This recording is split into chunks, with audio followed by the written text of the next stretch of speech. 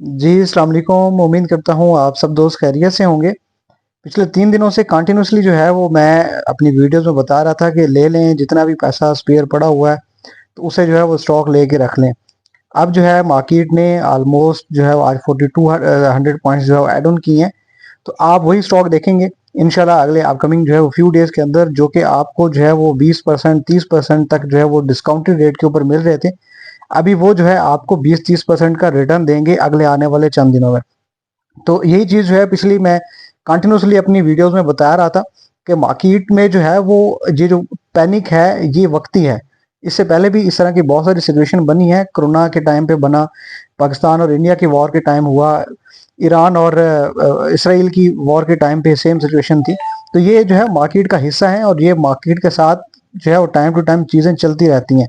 तो अभी जो है वो करंटली मार्केट ने एक हेल्दी जो है वो वापसी ली है, अपना रास्ता इख्तियार किया है। लेकिन यहाँ पे देखने वाली चीज़ ये है कि मार्केट ने एग्जैक्टली उसी लेवल से, जहाँ पे मैंने कल भी बताया था कि मार्केट जो है ये स्ट्रॉन्ग स्पॉट एरिया और मार्केट इस एरिया को रिस्पेक्ट कर रही है, तो मार्केट ने जो है वो उसी एरिया से ही जो है वो वापसी ली है। और यहाँ पे आप देखेंगे कि 24 तारीख को, फिर 25 तारीख को और 26 तारीख को भी जो है ऑलमोस्ट उसी लेवल के ऊपर थी और वहीं से रिटर्न लिया। तो ये जो मार्केट के अंदर रैली बनी है 4200 पॉइंट्स की, ये आपके सामने है। सॉरी।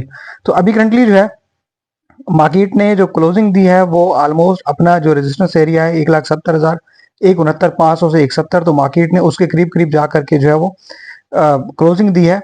अब मार्केट का जो हाई था वो 1,69,374 का था, यानी कि 1,69,500 वही लेवल जो मैं बता रहा हूँ। और 1,62,953 जो है वो मार्केट ने लो लगाया है। वॉल्यूम में स्लाइटली सा इंक्रीज देखने को मिला है बायर्स की तरफ से। और आज की जो क्लोजिंग है वो 1,68,893 के ऊपर, 168,893 के ऊपर जो है मार्केट ने क्लोजिंग दी है। 4,266 पॉइंट जो है मार्केट ने एड ऑन किए हैं।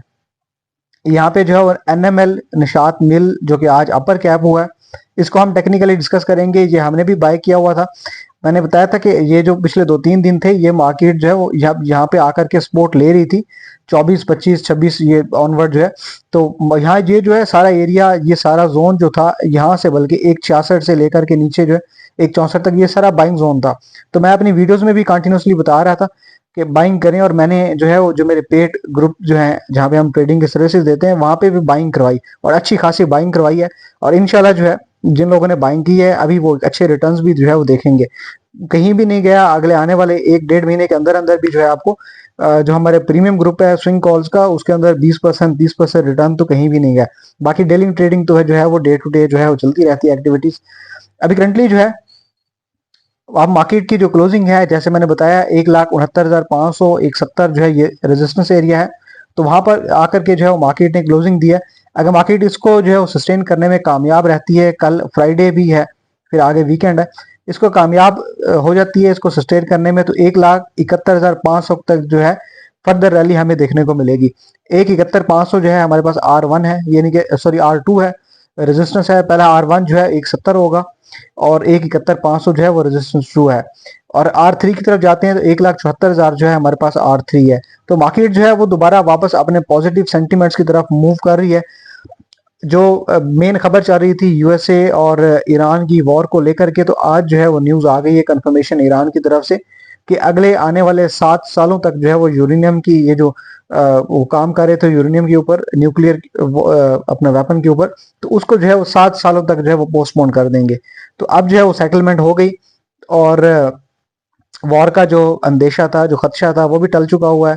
और इसके बाद इंशाल्लाह जो है अभी मार्केट के अंदर दोबारा से हमें जो है पॉजिटिव मूव देखने को मिलेंगे। तो ये गोल्डन अपॉर्चुनिटीज होती हैं जो कि कभी कभार मिलती हैं मार्केट के अंदर, जब जो ग्लोबल टेंशंस होती हैं, जब दुनिया में हालात बुरे चल रहे होते हैं, तो गोल्ड सिल्वर और स्टॉक मार्केट्स ये एक दूसरे से जो है ना वो बिल्कुल अपोजिट रिएक्ट करती हैं। गोल्ड और सिल्वर के रेट बढ़ जाएंगे, स्टॉक मार्केट जो है वो क्रैश हो जाएंगी। तो दोनों सूरतों में जो है अब जिन्होंने गोल्ड और सिल्वर लेके रखा होता है वो जो है उनके जो है वो प्रॉफिटेबिलिटी बढ़ जाती है क्योंकि रेट एकदम से शूट अप हो जाते हैं। और जिन्होंने स्टॉक मार्केट के लिए पैसा अपने पास बचा के रखा होता है वो जब डिप के ऊपर जो है बाइंग करते हैं और जब ये सेटलमेंट होती है और दोबारा मार्केट रिकवरी लेती है, तो यहाँ से भी उनकी जो है वो चांदी चांदी होती है। इसलिए कहा जाता है कि आपका जितना भी आपके पास जो कैश है, अपना पैसा है, ये इन्वेस्टमेंट है उसको सिर्फ एक ही जगह पे ना लगाएं, बल्कि अपने पोर्टफोलियो को डाइवर्सिफाई करें।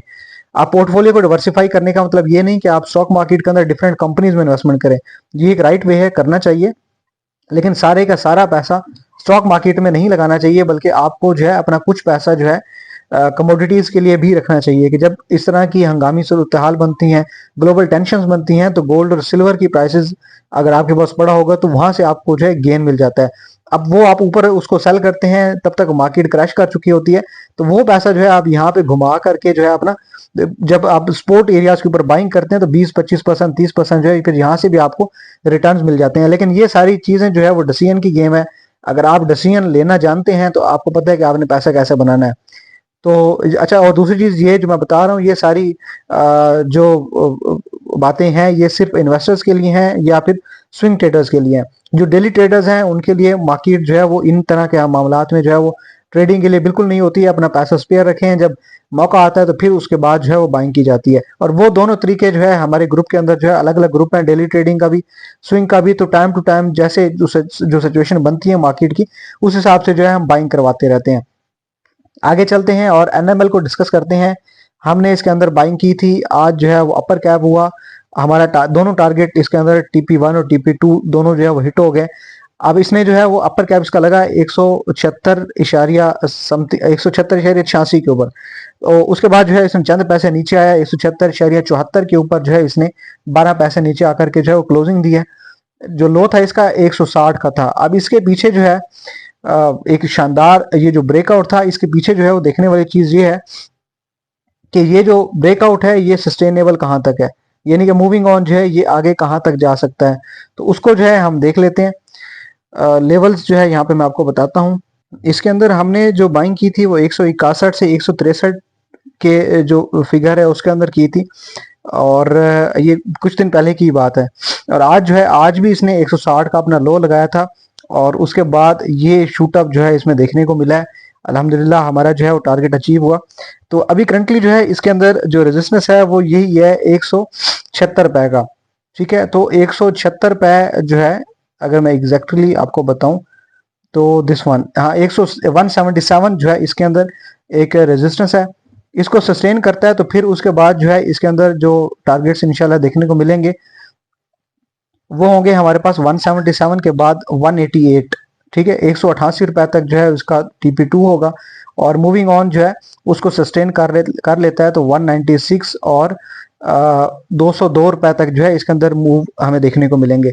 लेकिन जरूरी है पहला रेजिस्टेंस क्रॉस करना, फिर उसके बाद अगला, फिर उसके बाद तीसरा। तो जब ये जो लेवल होते हैं रेजिस्टेंस लेवल, हर लेवल के ऊपर जो है वो प्रॉफिट टेकिंग बहुत जरूरी होती है।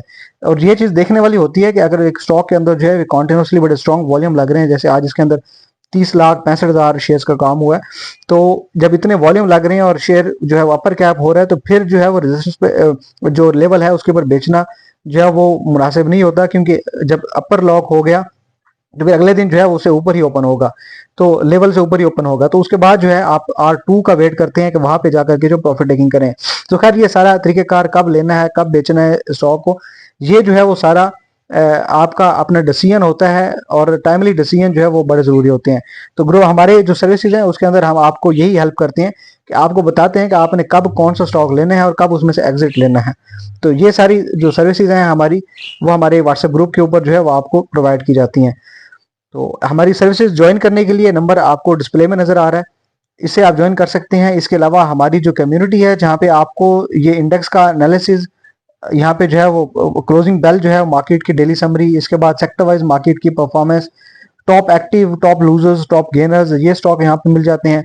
इसके बाद मार्केट के रैली में जितनी भी न्यूज आ रही हैं वो सारी यहाँ पे न्यूज मिल जाती हैं। अच्छा, मैंने जो है 11 बजे मॉर्निंग में ये शेयर कर दी थी यहाँ पे न्यूज का मार्केट जो है वो यहाँ से ओवरसोल्ड है और बाउंस बैक लेने लगी है। उसके पीछे मैंने टेक्निकल्स भी बताया था कि क्यों लेने लगी है।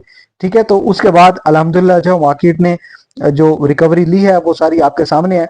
तो ये चीजें जो है आपको जब टाइमली मिल रही हो तो उसके बाद जो है आपका डिसीजन लेना आसान हो जाता है। जैसे यहाँ पे मैंने मैरिट का फाइनेंशियल रिजल्ट भेजा, उसके ऊपर मैरिट की सारी डिटेल भेजी कि रिजल्ट में एक्चुअल में था क्या। इसके बाद बेस्ट वे सीमेंट का जो है वो समराइज रिजल्ट शेयर किया, तो उसकी जो है वो बेस्ट वे सीमेंट की एक कंप्रिहेंसिव रिपोर्ट भी शेयर की।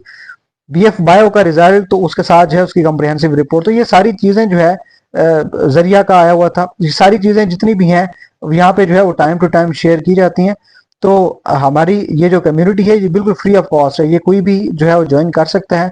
और यहाँ पे जो है ये मॉर्निंग में आपको जो है वो इंडेक्स का एनालिसिस भी मिल जाता है। यहाँ पे आप देखेंगे यहाँ पे मार्केट के लेवल्स, काम करने का तरीका, सिनेरियो क्या हो सकता है विद चार्ट। तो ये सारी चीज़ें बिल्कुल फ्री ऑफ कॉस्ट हैं। ज्वाइन करने के लिए आपने वीडियो के डिस्क्रिप्शन में जो है वो लिंक है, वहां से ज्वाइन कर सकते हैं। Thank you so much for watching वाइजेक्स। अल्लाह हाफिज़।